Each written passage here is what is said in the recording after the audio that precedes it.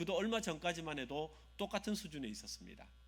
오늘 말씀을 보셨던 것처럼 환상 중에 하나님께서 먹을 수 없는 것들, 주님 이것은 먹을 수 없습니다 라고 얘기했을 때 먹을 수 없습니다 라고 얘기를 하면서 자기 고집을 부리던 사람이 베드로였습니다.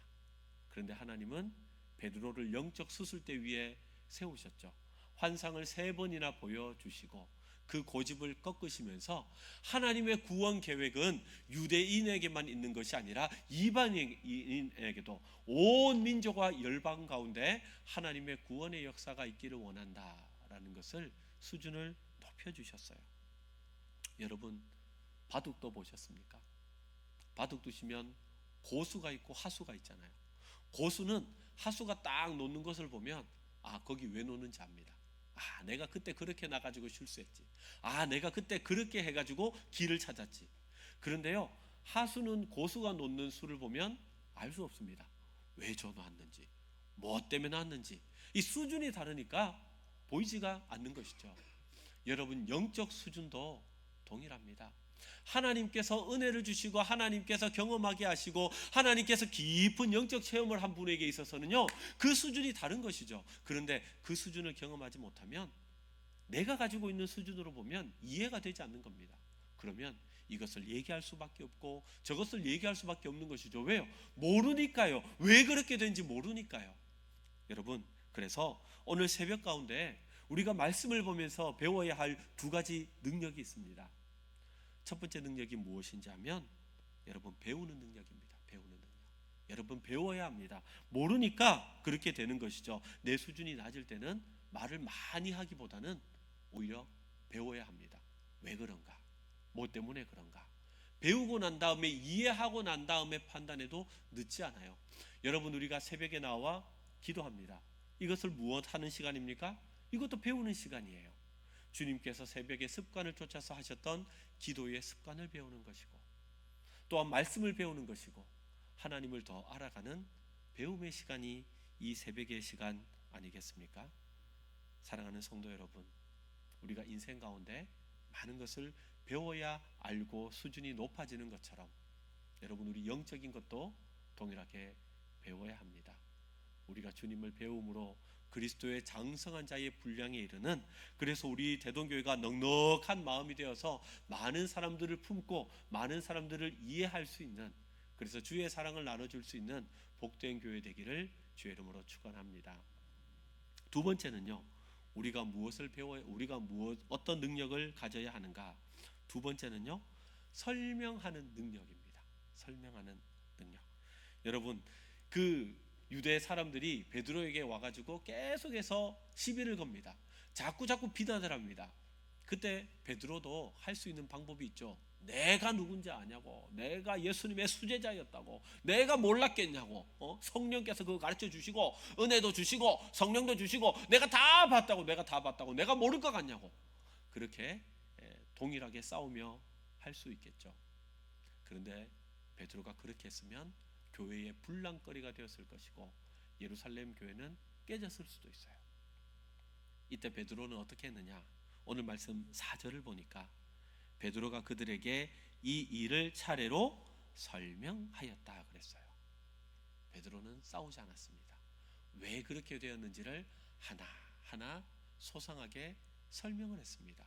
영어 성경에 그렇게 되어 있어요. 설명을 했는데 모든 것들을 상세하게 설명했다라고 기록하고 있습니다.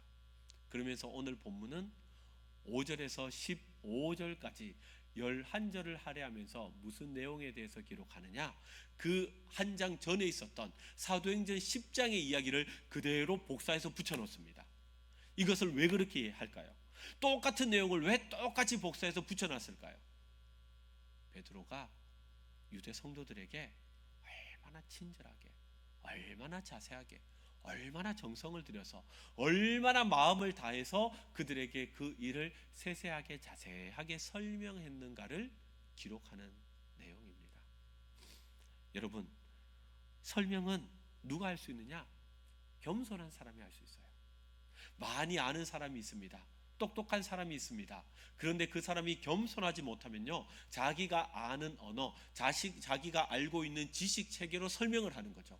그러면 상대방이 그 말을 알아듣기 힘들면요, 어유 모르겠는데, 그러면 그것도 모른다고 무식하다고 그렇게 이야기를 합니다. 하지만 겸손한 사람은 그 사람의 수준에 맞춰서 이야기해 주는 거예요. 여러분이 병원에 갔다고 생각해 보십시오. 몸이 아파서 병원에 갔는데 의사가 설명을 하는데 의학 지식으로 설명하는 거예요.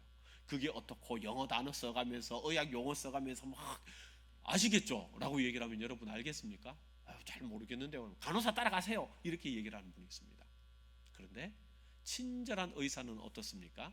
환자가 이해할 수 있도록 그 배 쪽에 어디에 보면 한 몇 센치 위에 뭐가 있는데 그거는 어떠 해가지고 무슨 문제가 있는 거니까 음식을 먹을 때 요거 조심하시고 저거 조심하시고 운동도 좀 하시고 이렇게 하시면 됩니다 라고 얘기를 하면 여러분 친절한 의사 아닙니까? 여러분 같으면 어려운 의학 용어 막 해가면서 이겁니다 하는 분 찾아가겠습니까? 친절하게 설명하는 사람에게 가서 이야기를 들으시겠습니까? 말할 필요가 없죠. 친절하게 설명하는 사람은요, 거기에 대한 일에 대한 사랑이 있는 사람입니다. 관심이 있는 사람입니다. 그 환자에 대한 대우가 있는 사람입니다. 그래서 하나하나 설명해 주는 것이죠. 여러분 똑같습니다. 믿음의 세계에서도 우리 주위에 연약한 성도들이 있습니다. 아직 수준이 그만큼 오르지 못한 사람들이 있습니다. 그들에게 어떻게 해야 되겠습니까? 윽박 지르겠습니까? 그것도 모르냐고 해야 되겠습니까? 그들에게 설명을 해줘야 되는 것이죠. 왜 그런 것인지, 어떤 것인지. 베드로가 교회에 일이 생겼을 때 하나하나 조곤조곤 설명을 해줬더니 그 문제가 다 정리되었어요. 여러분 어떤 사람이 설명을 할 수 있느냐? 이해하고 정리가 된 사람이 설명을 할 수가 있는 것이죠. 여러분 지금 누군가에게 복음을 전한다라고 생각해 보십시오. 여러분들이 복음을 전할 때 그것을 내가 이해하고 내가 그것을 다 정리해서 그 사람에게 5분 아니면 10분 내로 복음을 정확하게 여러분 설명하실 수 있겠습니까? 우리가 언젠가부터 와보라 전도법은 너무 쉽게 잘 하는 것 같아요. 성경에 보면 안드레와 빌립이 얘기를 하죠. 와봐라, 무조건 와봐라, 와가지고 여기 앉아봐라, 말씀 들어봐라, 설교 들어봐라, 그러면 변화된다. 여러분 맞아요. 주의 역사가 있으면 됩니다. 안 되는 것 아니에요. 그런데 오늘날 시대의 전도를 보면 다 관계 전도입니다. 누구 때문에 와 앉아 있는 거예요? 전도한 그 사람 때문에 와서 앉아 있는 거예요. 그 사람이 내가 받은 은혜를 얘기를 하고 내가 만난 예수님을 얘기를 하고 간증으로 얘기를 하고 5분 10분 안에 그 내용을 잘 녹여서 얘기를 하면 이해가 되는 것이죠. 나도 그럴 때 교회 가서 예배 드릴 때 집중이 잘 안 되더라. 나도 그때 그렇게 했더라. 그런데 그때도 자세하게 설명해 주면 내가 조금만 더 기다리면 되겠다. 나도 그렇겠다 하면서 이해가 되지 않겠습니까? 베드로가 자세하게 설명했더니 어떤 일이 일어났나? 17절을 보십시오. 그런즉 하나님이 우리가 주 예수 그리스도를 믿을 때에 주신 것과 같은 선물을 그들에게도 주셨으니 내가 누구이기에 하나님을 능히 막겠느냐 하더라. 정확하게 얘기를 하는 거죠. 나도 처음에 반대했다. 그런데 성령이 임했다. 하나님의 역사를 어떻게 막을 수 있느냐라고 이야기하는 것입니다. 겸손하게 설명했을 때 어떤 일이 일어났나? 18절 말씀을 보십시오. 그들이 이 말을 듣고 잠잠하여 하나님께 영광을 돌려 이르되 그러면 하나님께서 이방인에게도 생명 얻는 회개를 주셨도다 하니라. 아멘. 설명을 들었던 사람들이 비난했던 소리를 잠잠하게 잠재웠습니다. 끄덕끄덕 이해하는 것이죠. 하나님의 역사가 이렇게까지 이루게 되었구나라는 것을 알게 되었습니다. 이것이 가능하게 된 이유는 베드로도 비난했던 할례자들도 결과적으로 하나님의 권위를 인정했기 때문에 그렇습니다. 여러분 어떤 교회가 평안한 교회냐? 하나님의 권위를 인정하는 교회가 평안한 교회입니다. 여러분 교회는 평안하기만 해도 부흥합니다. 교회는 평안하기만 해도 하나님의 은혜가 있습니다.